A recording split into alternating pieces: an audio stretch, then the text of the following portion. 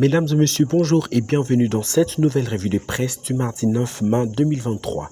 À la une du journal Paris ce mardi 9 mai à Kinshasa commente abondamment le conclusion du sommet de la SADC qui a approuvé lundi le déploiement de troupes dans l'est de la RDC. Ayant acté que le résultat de la force militaire de l'IAC ne seront pas à la hauteur des attentes, le gouvernement congolais a jeté son dévolu sur une brigade offensive de la communauté de développement d'Afrique australe SADC pour restaurer la paix et la sécurité dans un parti oriental, informe le potentiel. Le journal évoque les conclusions du sommet de la SADC tenu lundi 8 mai à Windhoek en Namibie. De ses assises, le chef de l'État congolais a arraché un appui substantiel et détaille en même de faire face à la guerre d'agression dont le pays est victime de la part de son voisin, le Rwanda via la force terroriste du M23.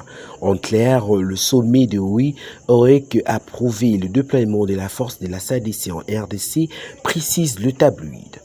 Cette fois-ci, avoir de près les choses renchérit la prospérité, la tendance sert à celle de créer de conditions pouvant faire en sorte que la SADC parvienne afin de prendre le dessus sur le théâtre d'opérations militaires en vue d'imposer la paix, entraînant le terroriste ainsi que tous les groupes armés aux élans rédentiste appelé l'Anchine. Le quotidien cite déjà les cas de l'Angola qui avait promis d'envoyer un contingent de plus de moins de 500 militaires. Reste toutefois à savoir si l'Afrique du Sud, qui depuis toujours participe à la MONUSCO, va encore déployer des unités supplémentaires dans le cadre de cette nouvelle intervention de la SADC sur le sol congolais, conclut le journal.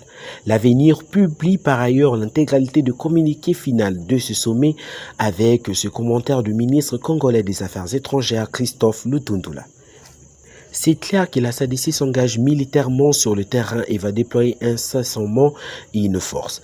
La SADC a recommandé que la RDC réunisse toutes les conditions requises pour un sommet de coordination de tous les intervenants et tous les acteurs internationaux sur le terrain afin d'arriver à une action efficace et harmonisée. À travers ce communiqué exploité également par la tempête de tropique, cette organisation régionale dit approuver le déploiement de forces afin de soutenir la RDC dans la restauration de la paix et la sécurité dans la partie est du pays.